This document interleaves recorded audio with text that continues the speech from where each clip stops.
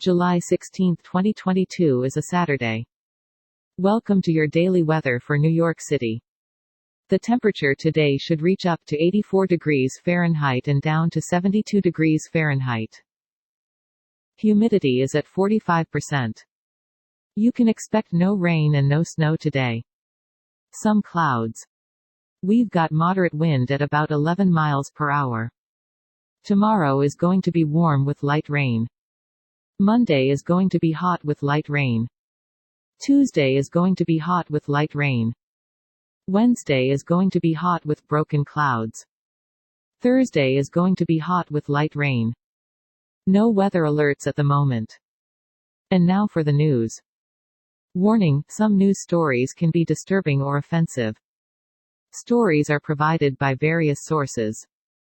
In our next story, man exonerated in Malcolm X murder sues New York City after talks collapse.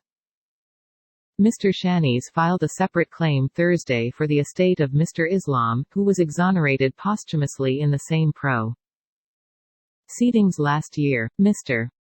For our next story, sure, why not? Wordle is becoming a board game. Wordle players who can't resist posting their scores on social media to show off their verbal smarts can now subject furry NDS to this behavior in person.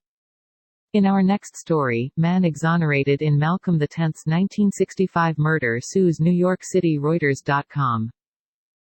New York, July 14. Reuters: a man exonerated last November in the 1965 killing of civil rights leader Malcolm X has sued New York City after it admitted to have wrongly branded him a murderer.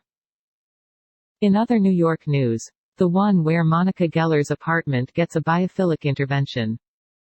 With biophilia being embraced more and more by the design world, House Fresh decided to give Monica Geller's beloved New York City friend's apartment a refresh by bringing in a bit of nature.